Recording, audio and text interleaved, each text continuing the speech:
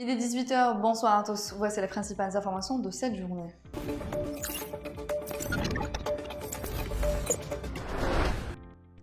Le président de la République, Abdelmadjid Tebboune, a affirmé que l'allocation chômage avait été fixée à 13 000 dinars et qu'elle serait accordée à partir du mois de mars prochain.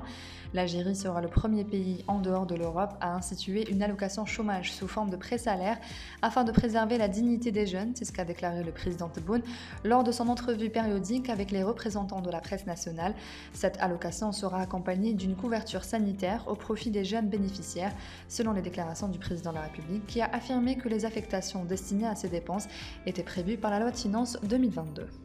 Par ailleurs, Abdelmadjid Tebboune a annoncé une nouvelle mesure pour alléger le fardeau fiscal qui pèse sur les boulangers à compter de fin mars prochain. Ainsi, les impôts pour les boulangers seront calculés uniquement sur les bénéfices alors qu'ils étaient calculés auparavant sur le chiffre d'affaires global. Cette décision sera officialisée dans la prochaine loi de finances complémentaire, selon Tebboune.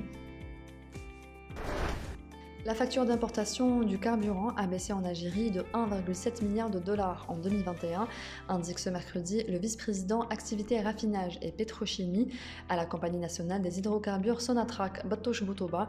Pour l'année 2021 principalement, les importations ont été réduites concernant les essences et le gasoil.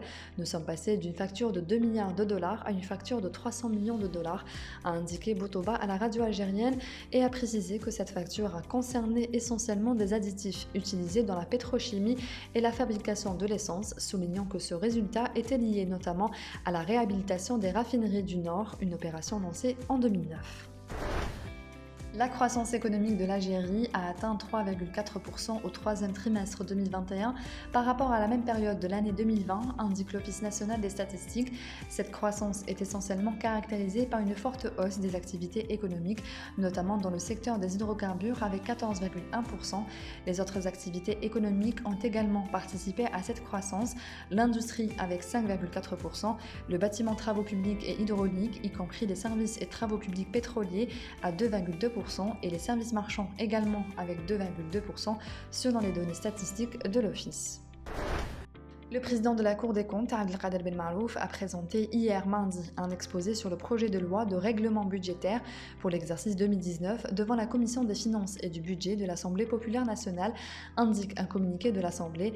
Benmarouf a fait savoir que le déficit budgétaire global pour l'exercice 2019 avait atteint 1 457 milliards de dinars, enregistrant une baisse de 33,86% par rapport à 2018.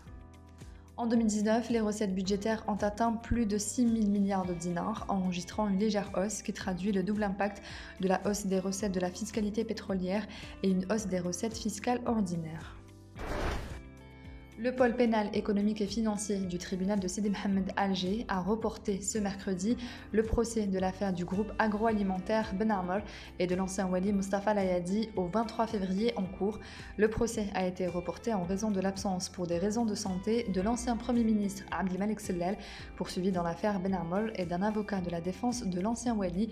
Mustafa Layadi est poursuivi avec d'autres accusés pour corruption et abus de fonction lorsqu'il était wali de Médéa.